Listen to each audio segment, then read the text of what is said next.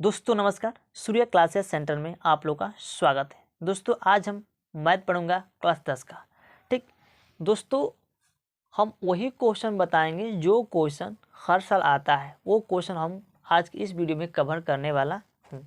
ठीक, देखिए जो ये सिद्ध करने वाला जो सवाल है, ये क्या होता है बच्चों? ये सवाल क्या होता है बच्चों? बोर्ड एग्जाम में हर साल 2 नंबर का क्वेश्चन आता है, इसको फिक्स कर लेना है। देखिए जो चीज़ फिक्स है उस चीज़ को हम सबसे पहले उसको सॉल्व कराने वाला हूँ। ठीक है, अगर आप मैथ में नंबर लाना चाहते हैं तो इस वीडियो को शुरू से लेकर अंत तक आपको देखना है। ठीक, क्योंकि ये 2 नंबर का आता है हर साल। क्या बच्चों? ये 2 नंबर का आता है हर साल। इसका एक चैप्टर है, ये ध्यान से सुनना। इसका एक चैप्टर है 1.3। 1.3 में चैप्टर में जितना भी सिद्ध करने वाला प्रश्न है उसको आपको क्या करना बच्चों? उस चैप्टर का जितना भी प्रश्न है उसको आपको सॉल्व कर लेना है। ठीक है, सॉल्व करने से ये फ़ायदा होता है कि उस चैप्टर से सबसे ज़्यादा 2 नंबर का क्वेश्चन पूछा जाता है। ठीक, अगर उस चीज़ को कवर कर लेते हैं तो वहाँ से 2 नंबर वहाँ से उठा सकते हैं। ठीक ना? चलिए, जो चीज़ हम बता रहे हैं बच्चों उस चीज़ को ध्यान से पढ़ना है। जो चीज़ हम आपको बताऊंगा वो चीज़ समझ लीजिए कि आपके लिए सबसे बेहतरीन से बेहतरीन क्वेश्चन है। ठीक ना? चलिए इस क्वेश्चन को लगाता हूँ। देखिए दिया है कि सिद्ध कीजिए कि √5 एक अपरिमेय संख्या है। ठीक, हमको भी पता है कि बच्चों कि √5 एक अपरिमेय संख्या है। इसको सिद्ध करने के लिए हम क्या करेंगे कि ठीक इसी का विपरीत मान लेंगे, यानी इसका उल्टा मान लेंगे परिमेय संख्या। क्यों? इसको सिद्ध करने के लिए हम माने। ठीक ना? चलिए तो बच्चों यहाँ पर लिखेंगे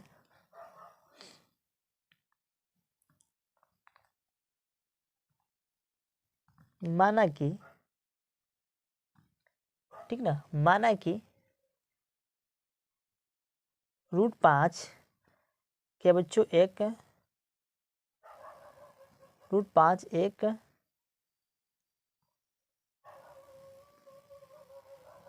परिमेय संख्या है।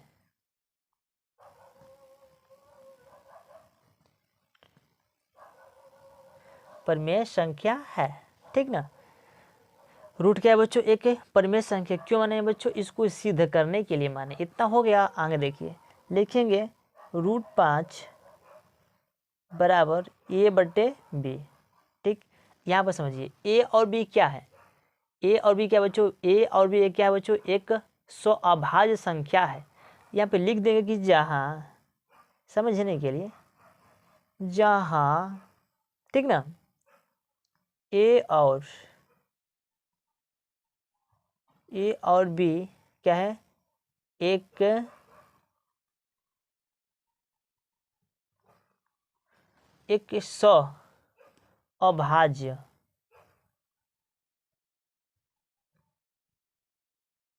अभाज्य संख्या है।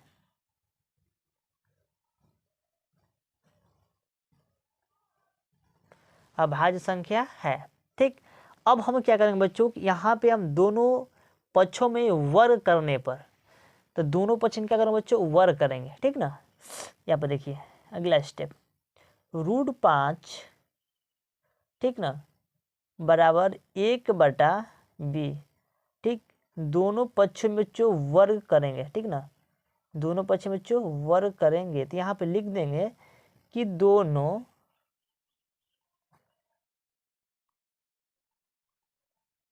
पक्षों में वर्ग करने पर,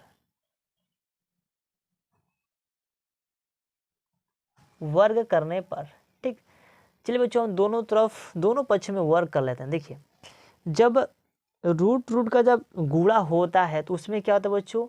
उसमें से 5 बाहर आ जाएगा। ठीक ना? इस 5 को बाहर निकाल लेते हैं। आपको पता है जब भी रूट से गुणा होता है जो उसमें से जो अंक है वो बाहर निकल जाता है। ठीक, चलिए एक a/b का क्या करते हैं बच्चों? वर्ग करते हैं। इसका क्या होगा बच्चों? a² हो जाएगा। ठीक, बट्टे में b² हो जाएगा। इतना समझ गए?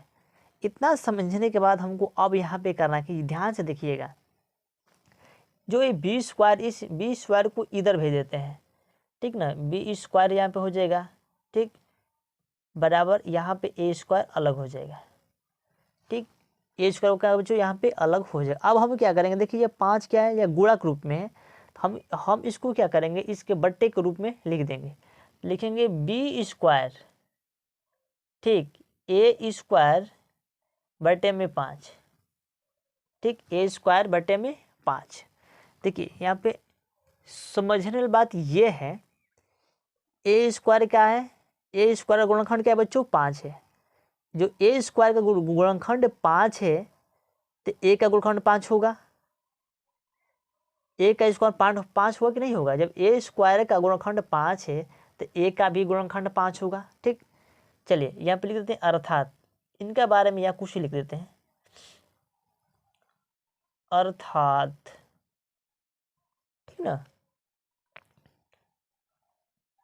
ए स्क्वायर का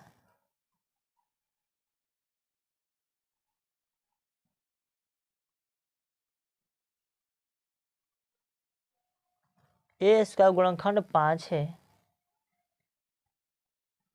5 है, तो ए का भी गुणनखंड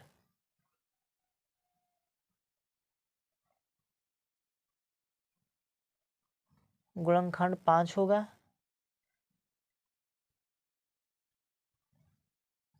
पाँच होगा, ठीक। इतना हो गया। अब देखिए इतना होने के बाद हम अब क्या करेंगे बच्चों, अगला स्टेप देखेंगे, ठीक। चलिए ए का जो ए का गुणनखंड बच्चों 5 होगा, तो इसको किस तरह से लिखेंगे बच्चों, यहाँ पे आपको समझना ध्यान से, ठीक ना। देखिए तो यहाँ पे लिखेंगे मान लिया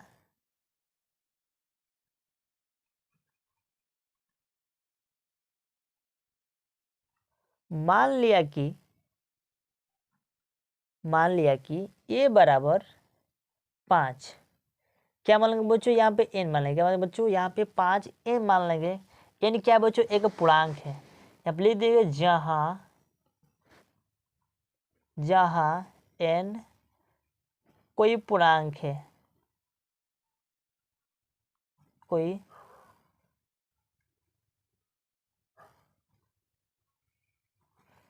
पूर्णांक है, क्या बच्चों, जहाँ कोई एम पूर्णांक है, ठीक। लिखेंगे √5 बराबर ए बटे में बी, क्या बच्चों, √5 ए बटे में बी। जो काम यहाँ पे किए हैं वही काम बच्चों यहाँ पे भी हम करेंगे। लिख देंगे दोनों पक्षों में वर्ग करने पर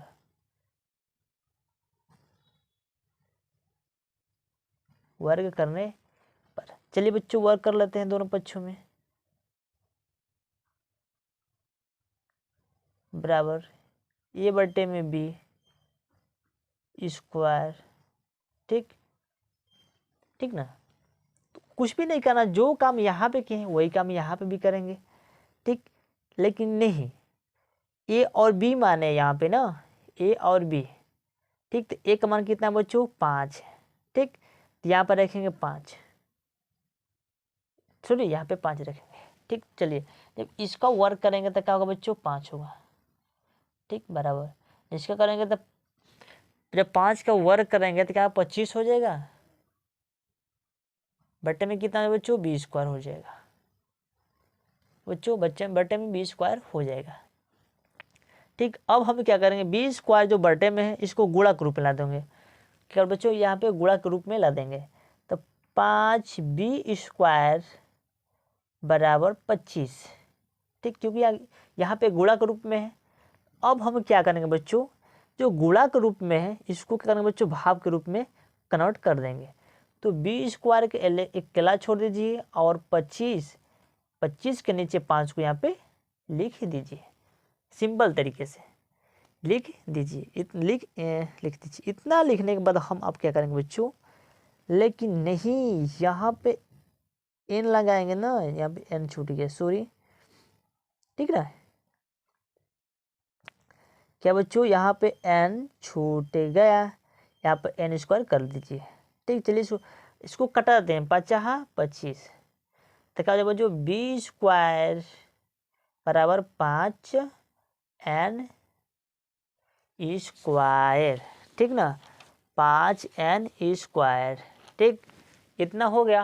अब हम क्या करेंगे बच्चों, यहाँ पर ध्यान से देखिए 5n है तो 5 को इसके बटे में लिख देंगे, इसके बटे में लिखेंगे तो हो जाएगा 5, जब बराबर इधर लगा तो हो जाएगा माइनस, तो बटे में माइनस के 5, ठीक, बराबर n स्क्वायर, तो बच्चों n स्क्वायर, ठीक। जब बी स्क्वायर का गुणनखंड 5 है, जब बी स्क्वायर का गुणनखंड 5 है तो बी का गुणनखंड 5 होगा कि नहीं होगा, या फिर लिख देंगे अर्थात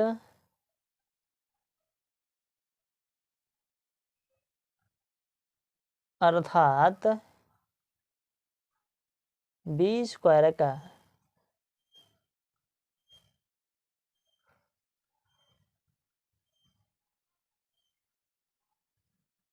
बी स्क्वायर का गुणनखंड 5 है,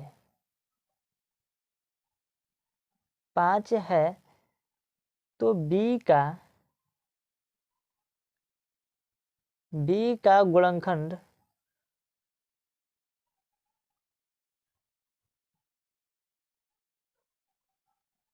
गुणनखंड 5 होगा,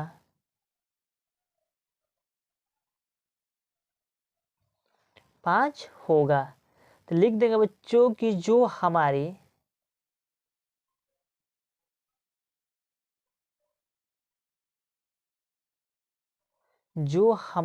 कल्पना है,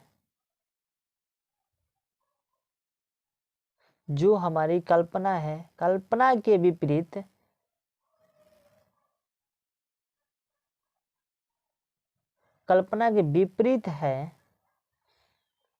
विपरीत है ए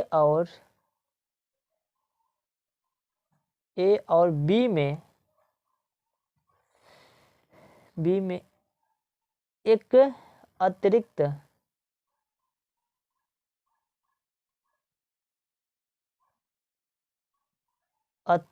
कोई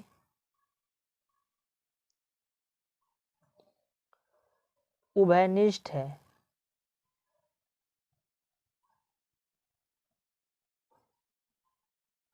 तो बच्चों उभयनिष्ठ है, तो अतः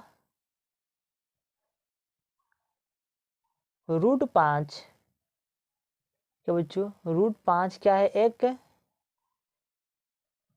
अपरिमेय संख्या है,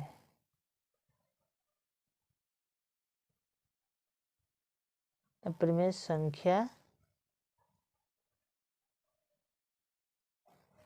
संख्या बच्चों है, ठीक, ये सिद्ध हो गया। ये पहले से ही क्या बच्चों √5 क्या था बच्चों, एक अपरिमेय संख्या था, लेकिन हमको थोड़ा सा प्रॉब्लम था, इसको हम सही रूप से सिद्ध कर दिए, इसको सही रूप से हम सिद्ध कर दिए। तो यहाँ से क्या बच्चों अपरिमेय √5 एक अपरिमेय संख्या है, लेकिन इसको सही तरीके से इसको सिद्ध करके हम प्रूफ कर दिए कि हाँ ये अपरिमेय संख्या है। दोस्तों अगर आपको ये वीडियो अच्छा लगा तो लाइक कमेंट सब्सक्राइब जरूर करिए, ठीक ना। चलिए बच्चों मिलते हैं अगले नेक्स्ट वीडियो में, तब तक जय हिंद जय भारत।